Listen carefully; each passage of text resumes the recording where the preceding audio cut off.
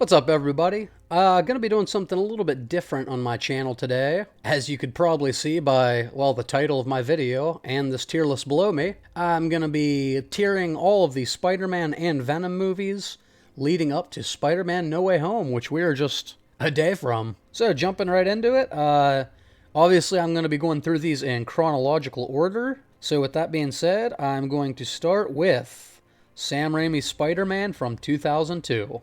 Now, I'm not putting this in B category, that's just where it's sitting for now. Yeah, so I saw this movie in theaters in 2002, so I would have been 12 years old. And to me, we had the Superman movies, we had Blade, we had X-Men before this, but I had just never seen anything like this. The score from Danny Elfman just sets the tone perfectly for this movie.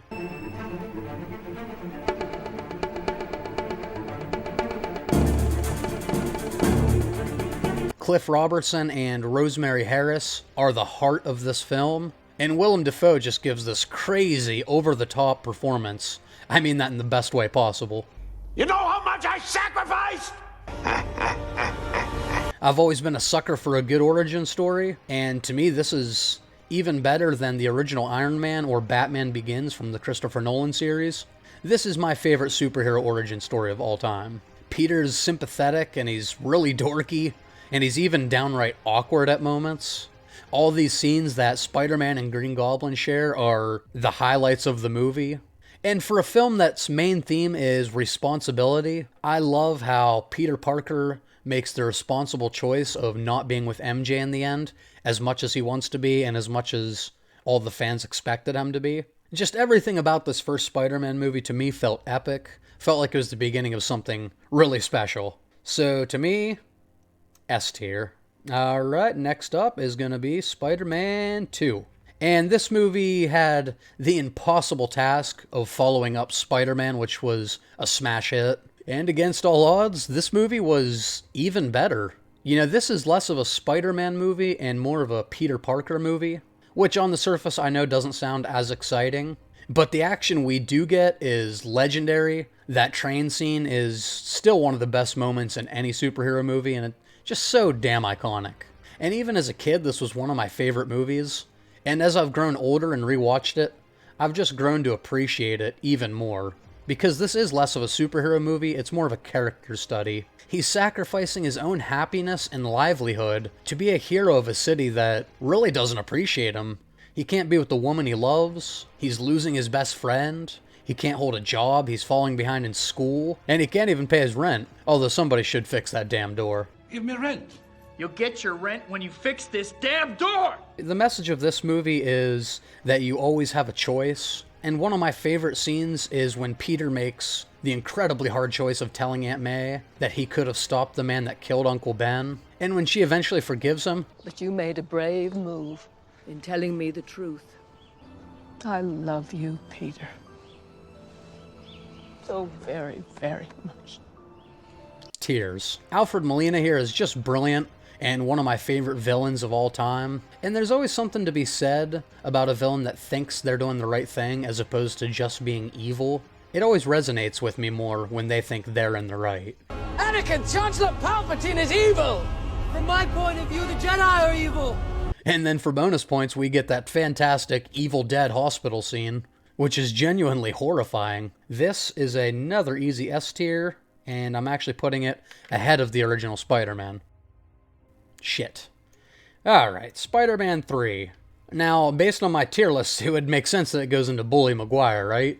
It's not going to stay there. Now, this is nowhere near the quality of the first two movies in this trilogy. However, I've seen people putting this on the lists of like 10 worst superhero movies and worst sequels of all time. And to me, that's fucking crazy. Are there elements that don't work as well in this movie?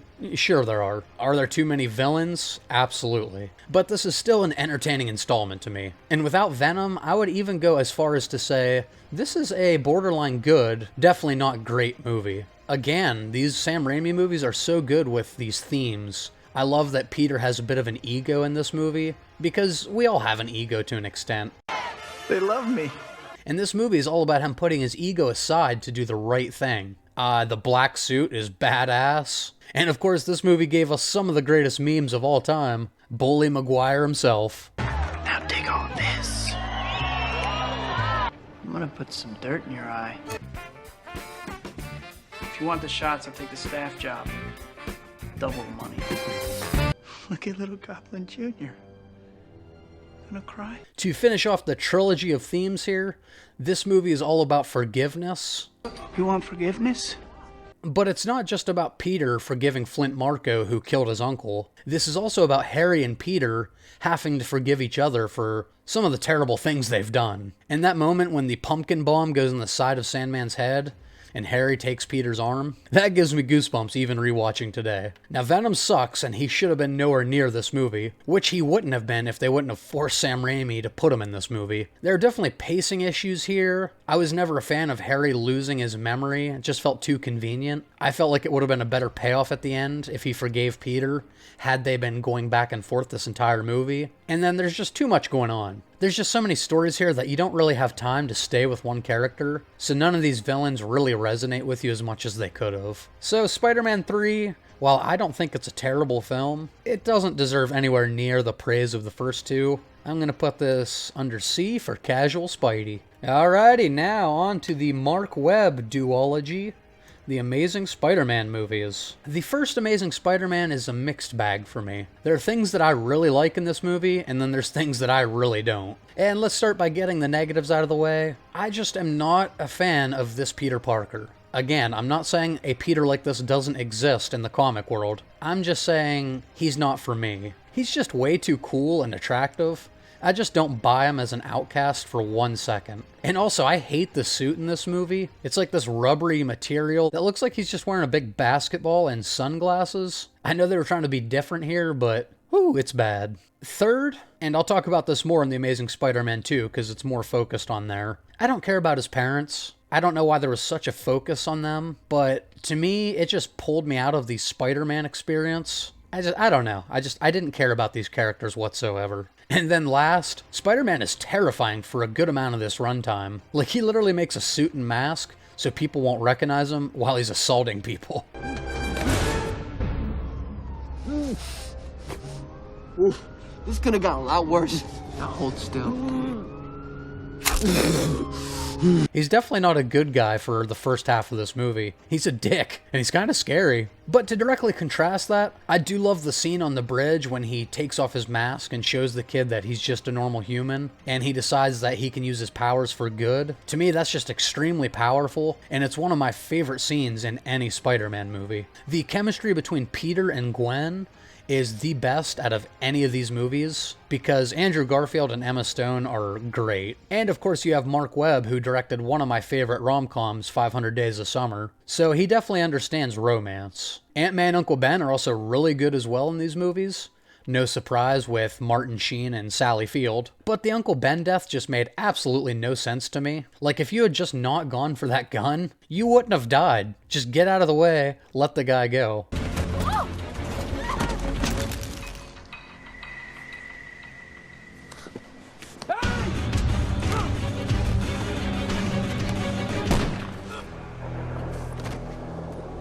It was a really cool moment when Flash tells Peter that he's sorry about his uncle dying. I thought that was a great moment to humanize Flash. Like, he can at least empathize and understand he's going through a hard time. I like that they didn't make him a complete tool. And then I really liked near the end of the movie when they lined up all the cranes so Spider-Man could get to Oscorp faster. I thought that was a really cool moment as well. The Lizard was okay. He didn't blow me away. He was alright. I'm gonna give The Amazing Spider-Man, well, right where it's at. It's gonna be a B tier. Alright, the first stinker on the list. I'm not going to spend much time here because the flaws of this movie have been pointed out multiple times. So I'll start with the positives. And unfortunately, really, the only positives here are the visuals. This movie looks phenomenal. That entire sequence at Times Square is really fun. And this is probably the best looking Spider-Man movie out of the entire series. They definitely listened to the fan feedback and improved that god-awful suit from the first movie. This is probably my favorite Spider-Man suit out of any of them. And then I do have to mention that Gwen Stacy scene was done beautifully. Have I mentioned Andrew Garfield is a phenomenal actor? No, please, please.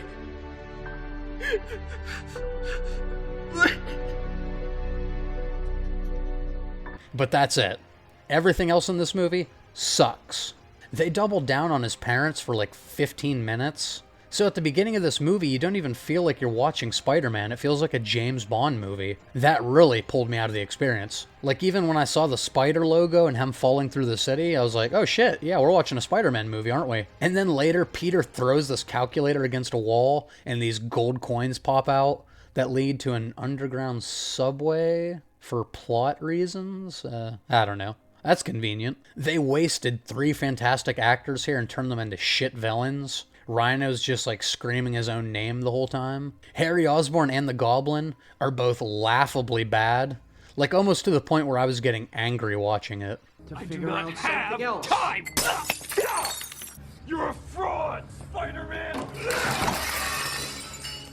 Like, our introduction to Harry is when his father tells him he's dying of the Osborn curse. The movie's words, not mine. And then he just assumes that Spider-Man's blood is going to cure him for reasons. Oh yeah, and then they try to force in that Peter and Harry are best friends. But in the first movie, Peter knows like nothing about Oscorp. Like, if you want us to buy the Peter and Harry relationship a little bit more, maybe cut that 15-minute long scene with his parents at the beginning, and show Harry comforting Peter as kids when his parents left. That could have gave a little more emotional weight to the character. And then, as much as I love Garfield's Spider-Man, and I really do, there's moments in this movie where he's just like making jokes while people are dying. Rhino has this armored vehicle that he's using to run into cars and blow them up. People are dying, Pete. Maybe tell your jokes after you've captured the bad guy. This is a movie that, looking back, I'm just not a fan of. This is gonna be... I'm struggling between C and D tier. It's gotta be a D tier. Alright, we're getting back to a good Spider-Man movie. So we are now caught up and into the current Spider-Man, the MCU Spider-Man, with Homecoming. Now again, there are things that I don't love about this Spider-Man. I do think Tom Holland is the most well-rounded between Peter and Spidey. I think Andrew Garfield is the best Spider-Man. I think Tobey Maguire is the best Peter Parker. But Tom Holland is the best all around. I have no issues with him in the movie. I really like the humor here. This Spider-Man definitely quips a lot, like Andrew Garfield's Spider-Man, which I'm a fan of. Oh, you're the Avengers! What are you guys doing here? You gotta get better at this part of the job. I don't understand. I'm intimidating. 2 hours, you deserve that! I got ice cream in You here, deserve man. that, you're a criminal! Bye, Mr. Criminal! And at 20 years old, Tom Holland is the one that looks and actually is the closest to a teenager, so I bought him the most at this age. I love Michael Keaton's Vulture here as Adrian Toomes, one of my favorite villains in any of these movies. The scene where all the wreckage of the building is on top of Peter and he's crying out for help and realizes that there's nobody there to help him. My God, do I love that moment. Hey, please! I'm down here! I'm down here! I'm stuck! I'm stuck! I can't move! I can't...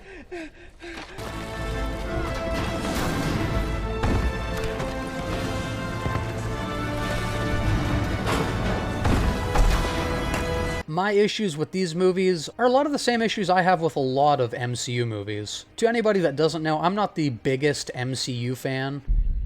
I'm listening. I like a lot of the movies, but they've just started to get to this point where they're very formulaic, and none of them feel like they have the personal touch of a director. Like with the Sam Raimi movies, I felt Sam Raimi's fingerprints all over those. With these, I don't feel like a Sam Raimi touch, or a Scorsese, or a Tarantino. They just feel like another Marvel movie. And while they're fine for what they are, I kind of miss the personal touch that the movies used to have. And I'm also not a huge fan of these movies being part of a bigger universe. I kind of like that Spider-Man was alone in New York being the guy, but everything in these movies lend themselves to the larger Avengers universe. And that sometimes is a detriment for me personally. And remember how I said that Peter Parker is relatable? Having Tony Stark on your side kind of takes away the relatability to me, because you have a suit that's being made for you, you have unlimited funds, and you have Tony Stark at your beck and call anytime you need him. To me, that kind of takes away Spider-Man versus the world mentality when you have all those resources. And also, we get nothing with Uncle Ben. I understand we don't have to see his death for a third time, I'm fine with that, but I feel like he's not even brought up in these movies, and Uncle Ben's death is a big part of Peter's identity. And to go along with that, as much as I love Marissa Tomei as an actress, this is the weakest Aunt May here. I just don't feel the connection between the two of them like I did did in